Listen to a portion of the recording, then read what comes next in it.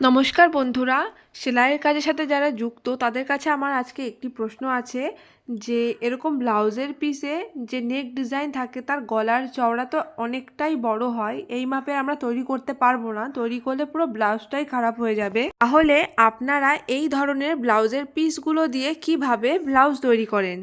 দেখুন বন্ধুরা, এখানে গলার চওড়া আছে 7 ইঞ্চ আর আমার চাই 5 ইঞ্চ। এখানে প্রথমে আমি গলার চওড়ার মিডল বার করে নেব। 3.5 ইঞ্চে একটা দাগ দিয়ে নিলাম।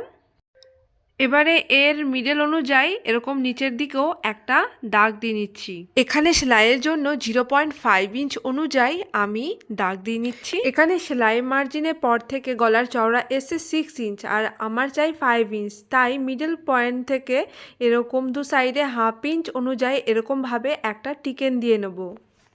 এবারে টিকেনটার ওপর আর নিচের দিক থেকে এরকমভাবে পিন দিয়ে সেট করে নেব। এবার দেখুন বন্ধুরা, এখানে আমার গলার চওড়া 5 ইঞ্চে চলে এসেছে। লাইলিনের মাঝখানের সাথে মেন ফেব্রিকের মাঝখান বরাবর এরকমভাবে মিশিয়ে রেখে আমি সব জায়গা দিয়ে পিন দিয়ে আটকে নেব।